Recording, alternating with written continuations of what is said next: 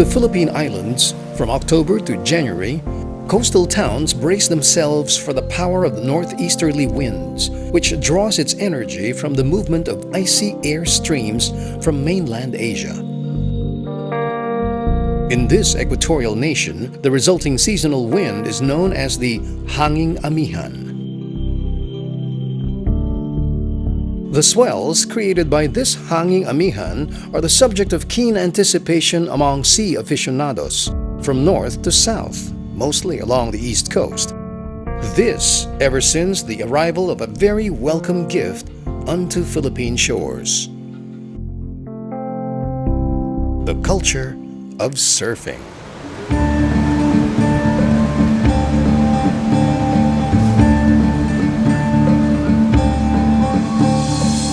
Sitting unperturbed east of Luzon, the island of Catanduanes braves the howling winds of the monsoon and the onslaught of typhoons.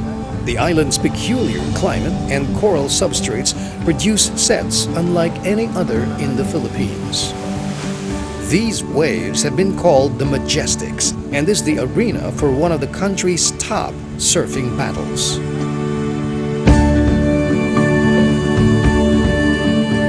The Majestic Puraran Surfing Cup.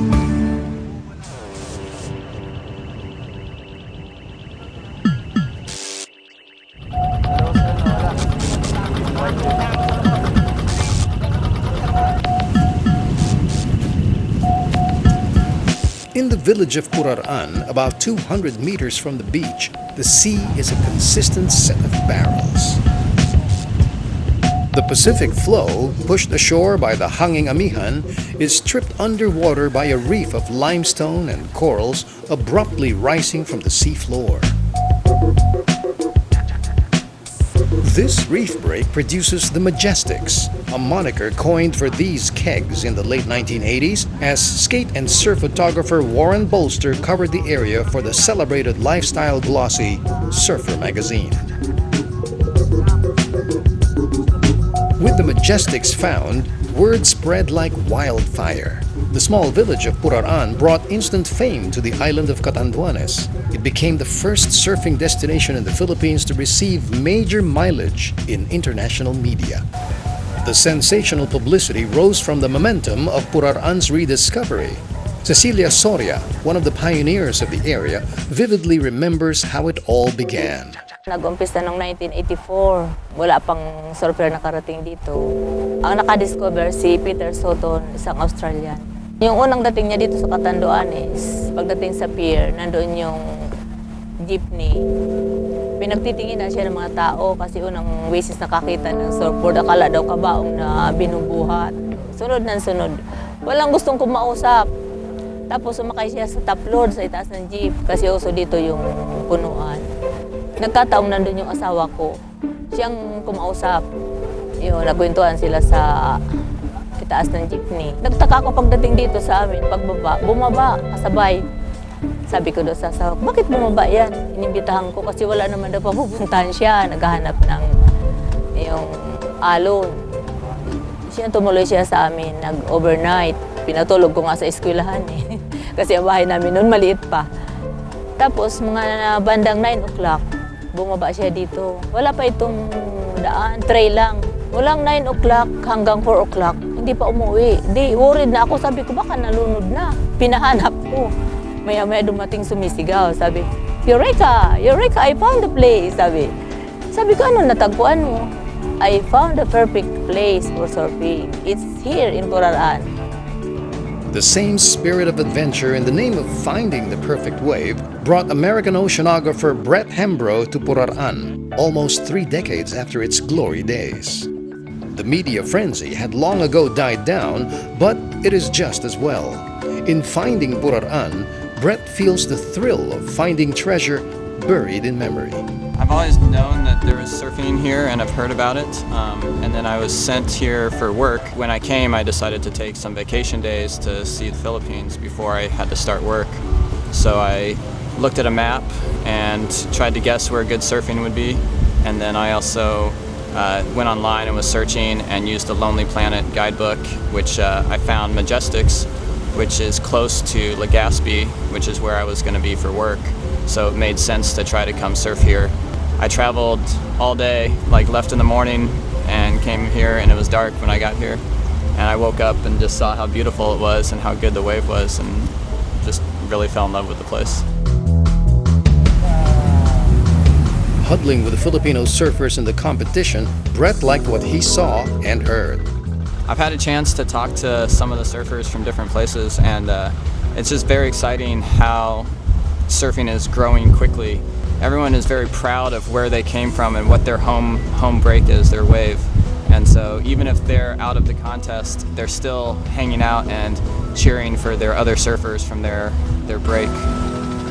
There is pride of place, but the camaraderie remains. Perhaps one of the greatest things about surfing in the Philippines is that the surfers are never fiercely possessive of their home break. Strangers are welcome, and the bond is inevitable.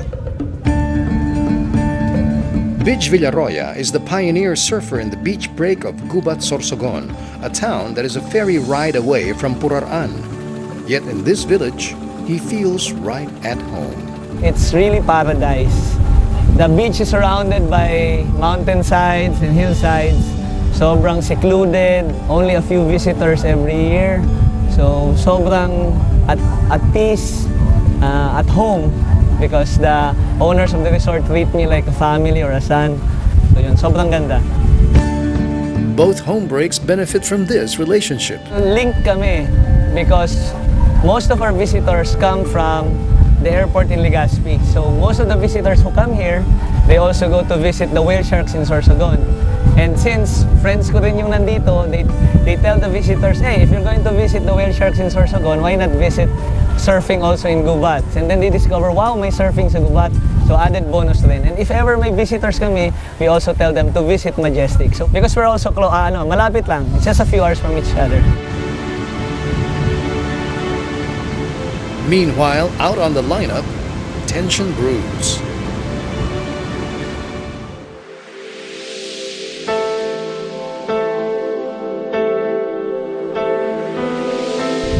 Wipe out, malaking alon tapos wipe out. Gulong-gulong doon tapos gaganon lang kami sa loob para pag niwasing na kami. Kahit masugatan kami dito, hindi lang sa mukha o sa ulo. Hinanda ko talaga ang sarili ko. Kung maano man ako, ma-aksidente man ako dyan, pero awa naman ng Diyos, hindi naman ako na sumabit sa gasang. At talaga napakahirap. Ang laki at ang lakas ng current. Pero binabalik-balikan ko siya. Hindi ko siya malilimutan sa buhay ko. Sa rami ng competition na dinatnan ko every year, ito hindi ko pwedeng absenan. The Majestic Puraran Surfing Cup has been ongoing for days, and the action has picked up here in the semi-finals. Incoming tropical storm Son-Tin has upped the level of difficulty. The Puraran surf was not quite in character as the onshore winds blew the otherwise perfect barrels into a gnarly mess. Surfers fumbled in choosing a rideable wave. This conflict alone weeded out athletes of lesser make. Only the best surfers manage to pull off spectacles, and when they do, the flight is often short-lived.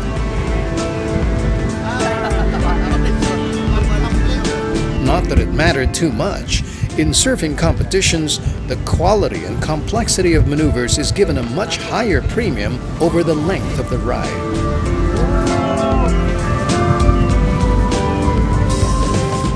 The cutbacks, hacks, and floaters of the strongest surfers in the junior division lifted them off the semis and into the finals.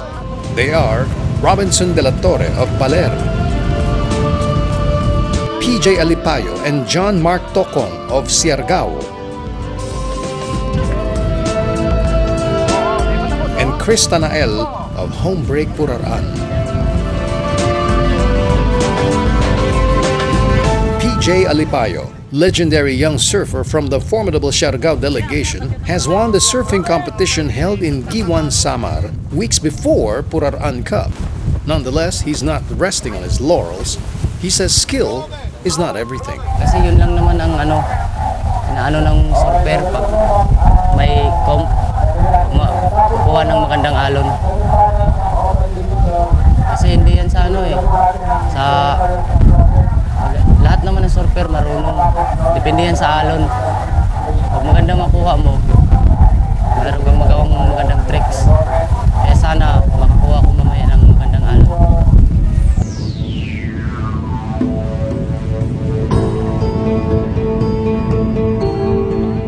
The results of the semifinals for both the Grommets Division and the Open Division had to wait another day as the ebbing of the tide threatened surfers anew. Malaki yung alon, magulo. Kanina muntikan ako mag-collapse, sobrang pagod.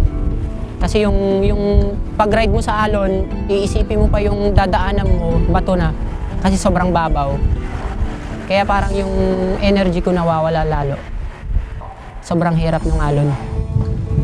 Despite all these, the finalists in the Grommets Division paddled into the impact zone with palpable confidence. Among them was Braille Andraca of Sorsogon, the youngest surfer in the competition at 11.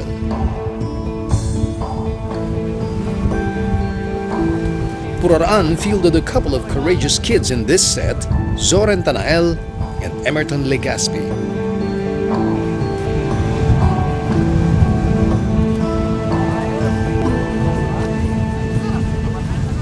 But the one who shone brightest in this final heat was teen sensation Neil Sanchez.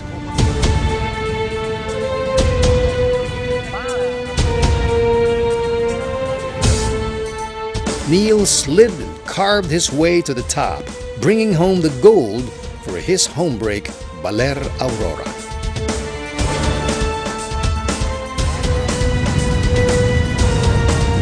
The Juniors Division Championship was a burning battle of strength and speed, with PJ Alipayo lording over the competition. What up? Wow! Another run! Yeah! Wow!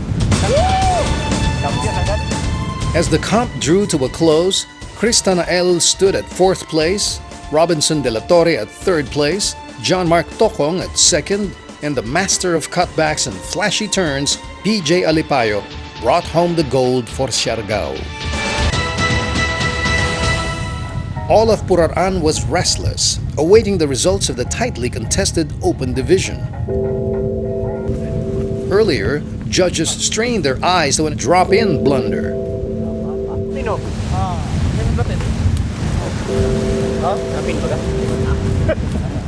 To drop in means to block the way of a surfer already riding a wave, intentionally or not.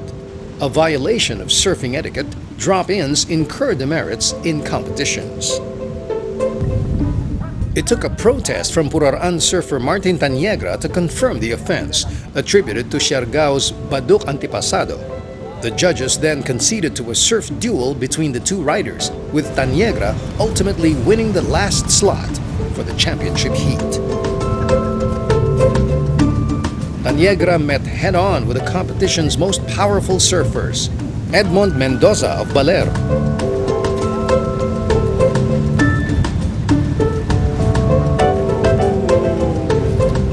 Dodo Espejon of Siargao,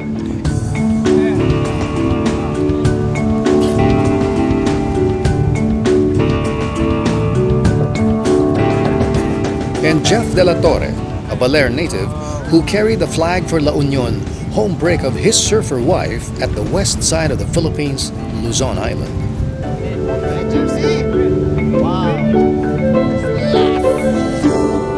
The clash of the Philippines' most celebrated surfing tribes was quite a show.